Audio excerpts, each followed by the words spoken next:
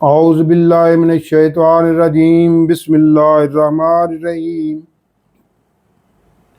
وَاتْلُ عَلَيْهِمْ نَبَأَ نُوحٍ إِذْ قَالَ لِقَوْمِهِ يَا قَوْمِ إِنْ كَانَ كَبُرَ عَلَيْكُمْ مَقَامِي وَتَذْكِيرِي بِآيَاتِ اللَّهِ فَعَلَى اللَّهِ تَوَكَّلْتُ فَأَجْمِعُوا أَمْرَكُمْ وَشُرَكَاءَكُمْ ثُمَّ لَا يَكُنْ أَمْرُكُمْ إِلَيْكُمْ غُمَّةً ثُمَّ اقْضُوا إِلَيَّ وَلَا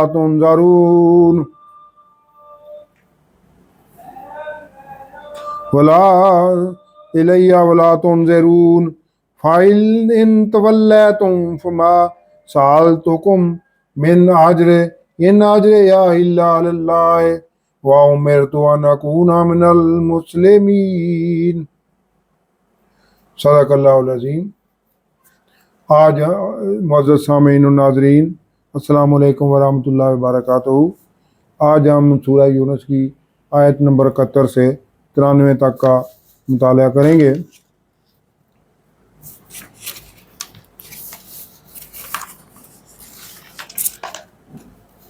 ابتدا میں کی گئی تلاوت اسی حصے کی ابتدائی آیات تھی۔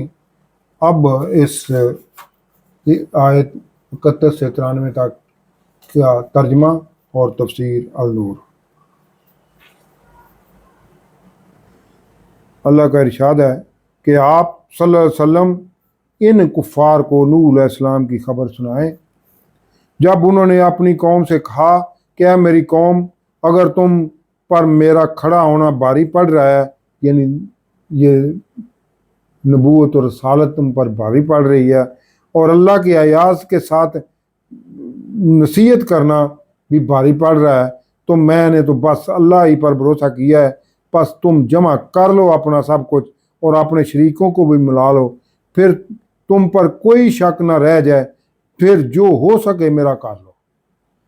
یعنی یہ کفار کو دھمکی امیز لہجہ بتایا جا رہا ہے کہ یہ نبی پاک صلی اللہ علیہ وسلم کا بھی جو بگاڑنا ہے بگاڑ لو۔ نوح علیہ السلام کی قوم نے بھی ان کا انکاری کیا تھا اور بہت طاقتور بھی تھے، تمہاری تو ان کے آگے کوئی حیثیت ہی نہیں ہے،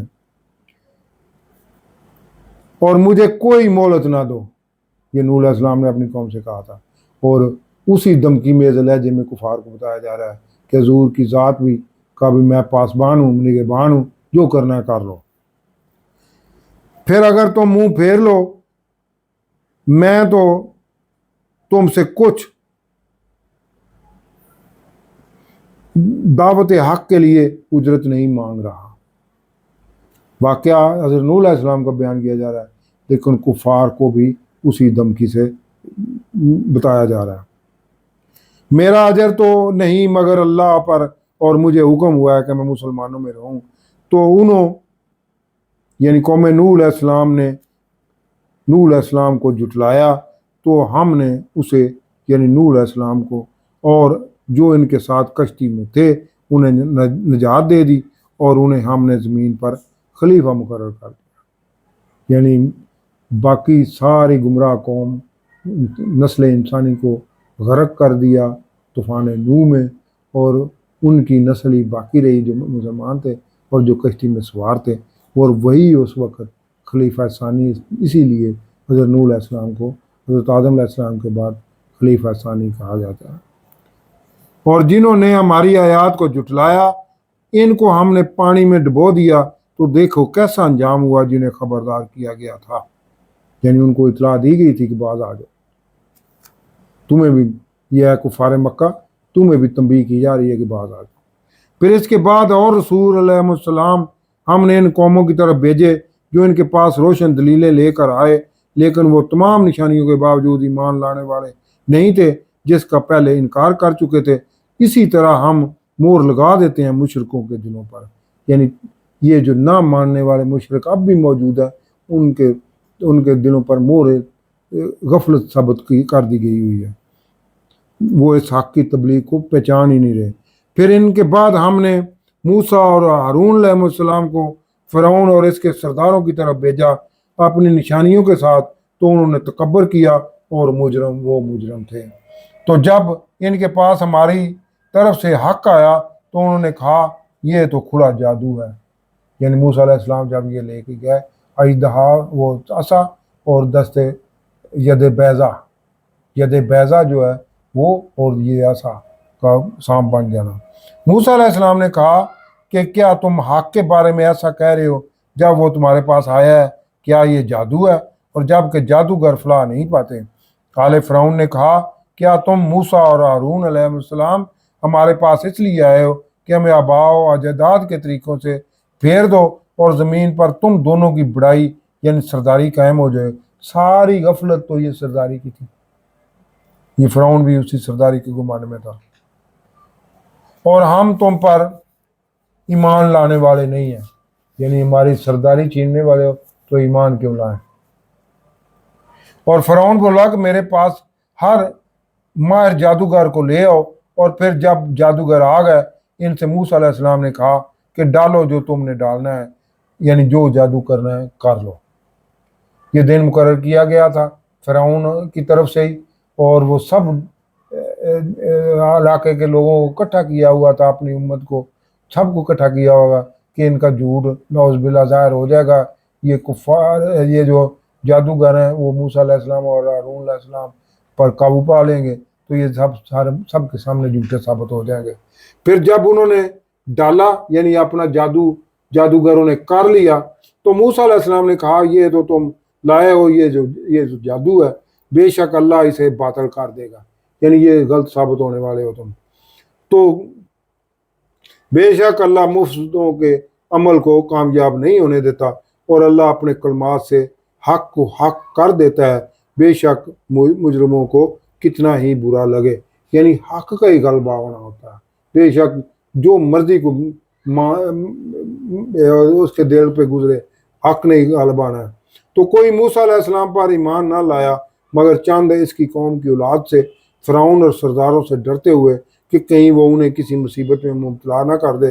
اور بے شک فرعون زمین پر سرکشی کر رہا تھا اور وہ بے شک حد سے بڑھ جانوں والوں میں تھا۔ یعنی وہ جادوگر تو اس وقت مسلمان ہو گئے تھے، انہوں نے سر تسلیم خم کر لیا تھا اور وہ مسلمان ہو گئے تھے، اور اس وقت وہ اور تو کوئی مسلمان نہیں ہوا۔ اور موسیٰ علیہ السلام نے کہا کہ اے میری قوم، اگر تم اللہ پر ایمان لائے ہو تو اب اسی پر بھروسہ رکھو اگر تم واقعی مسلمان ہو گئے ہو۔ یعنی اس کے بعد اس واقعے کے بعد کچھ مسلمان جو انہوں نے فرعون نے غلام بنائے ہوئے تھے ان میں بھی وہ اب مسلمان ہو گئے تھے جنہیں لے کر وہ نکلے تھے۔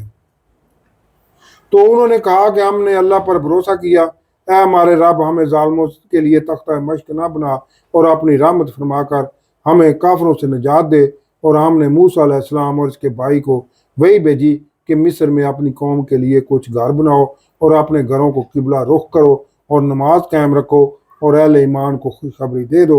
اور موسیٰ علیہ السلام نے عرض کی، اے ہمارے رب تو نے فرعون اور اس کے سرداروں کو سامان زیست اور مال و دولت دنیا ہی میں عطا کر دیا ہے، اے ہمارے رب اس لیے کہ وہ لوگوں کو گمراہ کریں۔ اے ہمارے رب ان کے اموال برباد کر دے اور ان کے دلوں میں سختی پیدا کر دے کہ یہ ایمان نہ لا سکیں تاکہ جب تک یہ دردناک عذاب نہ دیکھ لیں۔ اللہ نے فرمایا تم دونوں کی دعا قبول ہوئی تو ثابت قدم رہو اور نادانوں کی راہ پر نہ چلو۔ اور ہم نے بنی اسرائیل کو سمندر یعنی بحر کلزم سے پار اتار دیا تو فرعون اور اس کے لشکروں نے اس کا پیچھا کیا سرکشی اور زیادتی کی خاطر، یہاں تک کہ جب پا لیا اس نے ڈوبنا تو فرعون بولا کہ میں ایمان لایا کہ کوئی معبود نہیں سوائے اس کے جس پر بنی اسرائیل ایمان لائے ہیں، اور میں مسلمانوں میں سے ہوں۔ کہ اب تو ایمان لا رہا ہے حالانکہ اس سے پہلے تو سرکش اور فسادی تھا، تو آج ہم تمہارے بدن کو بچا لیں گے تاکہ اپنے بعد کے آنے والوں کے لیے تو نشانی عبرت بنا رہے۔ اور بے شک بہت سی ہماری آیات سے غافل ہیں، اور بے شک ہم نے بنی اسرائیل کو عزت والی جگہ دے دی اور انہیں ستھری روزی من و سلوہ عطا کیا۔ پھر وہ اختلاف میں پڑ گئے علم آنے کے بعد۔ صدق اللہ۔